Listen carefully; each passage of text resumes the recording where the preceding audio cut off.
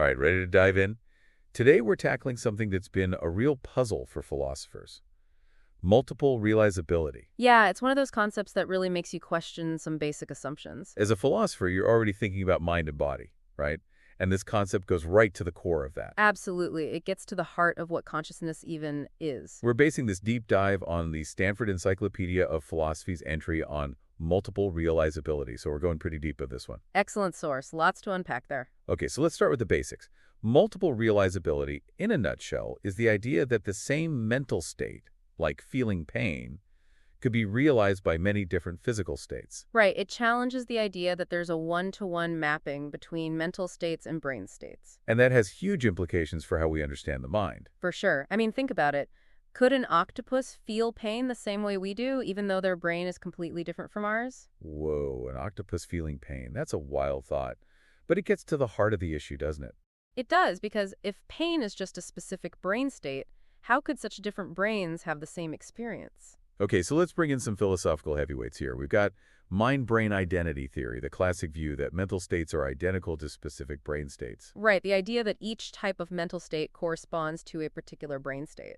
But then along comes Hilary Putnam, back in 1967, and he throws a wrench in the works with his argument against mind-brain identity theory. Yeah, Putnam's argument really shook things up. He used pain as a key example. Like, how can we say pain is a specific brain state when so many different creatures seem to experience it? Exactly. He pointed out the incredible diversity of creatures who seem to feel pain: mammals, birds, even cephalopods like the octopus. Hold on, are we talking octopus philosophers now? Ha! Maybe someday.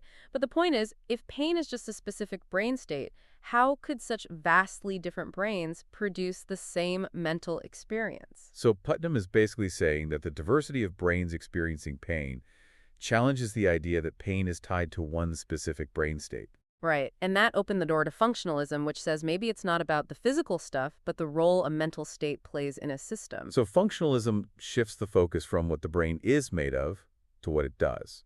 Kind of like saying a heart can be made of muscle or some futuristic biotech as long as it pumps blood, right? A perfect analogy. It's about the function, not the physical makeup. But wait, even functionalism seems to run into trouble with more radical versions of multiple realizability. Right, things get really tricky when you consider a system that might achieve the same mental state through completely different processes. Like, is that even multiple realizability anymore? Where do we draw the line? That's a question that has kept philosophers debating for decades, and it leads to some really fundamental questions about consciousness and scientific explanation. Okay, so we've got the theoretical groundwork laid out. But how does all of this play out in actual scientific research? I know our source material mentions examples from neuroscience, like the work of Bechtel and Mundell. Right, they make a really interesting point about brain mapping studies. Yeah, if brains are so different across species, how can we learn anything about human vision by studying monkey brains? Exactly. If seeing in a human has a totally different neural basis than seeing in a monkey, how do those studies even work? But they do work, and they rely on these cross-species comparisons. So does that mean multiple realizability is wrong? Not necessarily. Kara Figdor brings in another concept here: degeneracy in neuroscience. Degeneracy. That sounds kind of bad. Haha, not in this case. It just means there are multiple ways for the brain to achieve the same goal. Think of it like multiple paths leading to the same destination. Okay, so there might be some underlying similarities in brain function, but there's still flexibility in the specific neural mechanisms involved. Precisely. And this brings us back to a fundamental question. How do we even define mental states in the first place? Oh, good point. If we can't even pin down what a mental state is, how can we talk about it being realized in different ways? Exactly. And this is where Shapiro's dilemma comes in. He uses a really interesting analogy with corkscrews to illustrate this.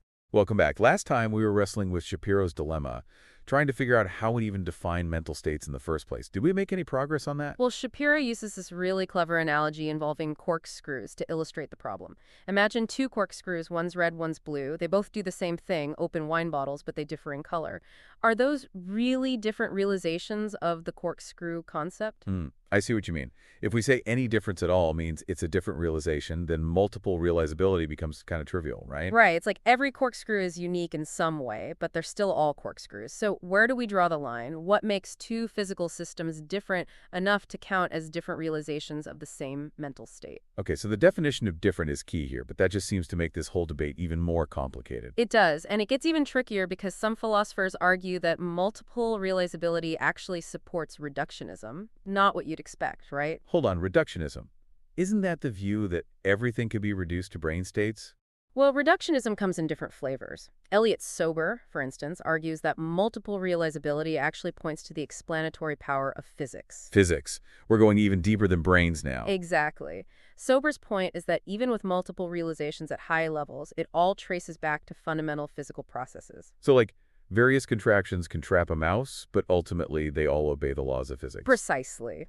Sober argues that physics is the foundation for understanding causation. But wait, if physics is king, doesn't that make psychology kind of irrelevant? That's a common concern. But remember, science aims for both breadth and depth of explanation. Physics might explain the how, but psychology explores the why. We need both. Okay, so physics might be the foundation, but psychology still has its own role to play. It's like appreciating a symphony. Yes, it's just vibrations in the air, but that doesn't diminish the beauty and complexity of the music. Great analogy. Now, while Sober is advocating for a zoomed-out, physics-based reductionism, John Bickel goes in the opposite direction, zooming in to the molecular level of the brain. He calls it ruthless reductionism. Ruthless. Sounds a bit intense. Bickel argues that while brains seem different across species at the systems level, a really interesting pattern emerges when you zoom into the level of cells and molecules.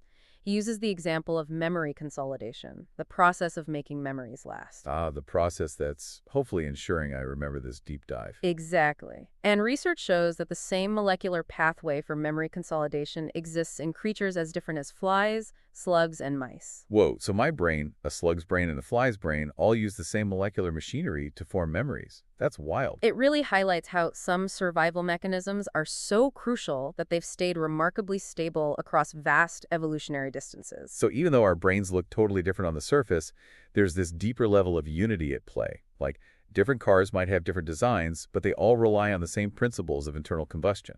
Perfect analogy. Bickel suggests that as we explore molecular and cellular cognition, we'll find more of these ruthlessly reduced mechanisms shared across species. It's almost like there's a molecular blueprint for consciousness itself, despite the incredible diversity of life. But isn't that a bit of a leap? Just because we find some shared mechanisms, does that mean all mental states are ruthlessly reduced? You raise a good point. It's still very much up for debate how far this reductionist approach can go. And it leads us to another crucial aspect of this whole multiple realizability debate, defining what actually counts as genuine multiple realizability. This is where philosophers Thomas Polger and Lawrence Shapiro enter the picture. Okay, Polger and Shapiro. What's their take on all this? They offer what they call an official recipe for identifying true multiple realizability, and a key ingredient is the concept of relevance. Relevant. So how does this official recipe work? It's about connecting the differences in physical systems to the function being performed. For instance, with pain, the differences between a human brain and an octopus brain have to be relevant to the experience of pain, not just some random difference in wiring. So it's not enough to just point out that brains are different. We need to show how those differences actually impact the mental state in question. Exactly. But this raises another tricky question. How much should we defer to scientists when judging relevance? Can philosophy provide its OWN criteria, or do we ultimately need empirical evidence? Feels like we're right back to the mind-body problem. Can philosophy alone define the mind? Or do we need science to ground our understanding? This deep dive is getting pretty meta. It is, and it gets even more complex because Polder and Shapiro argue that even if multiple realizability is true in some cases, it doesn't automatically rule out mind-brain identities. Wait, so we could have both mind-brain identity and multiple realizability. Now that's a plot twist. Tell me more. It does seem paradoxical, but their view, which they call modest identity theory, suggests it's possible. Okay, so last time we were left hanging with this idea of modest identity theory.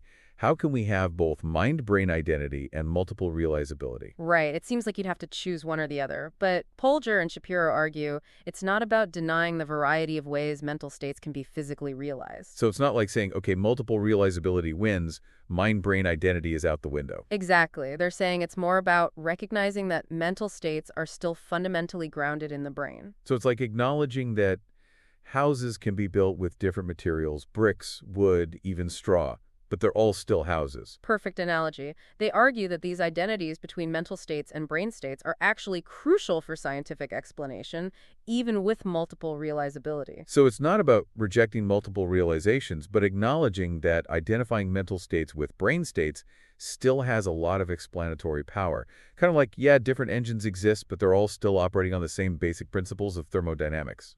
Exactly. They see this modest identity theory as the most balanced approach for understanding the relationship between psychology and neuroscience. And they address some common worries about this view, right? Like, doesn't this just eliminate the need for psychology altogether? Yeah, some critics think that if mental states are just brain states, we should just ditch psychology and focus on neuroscience.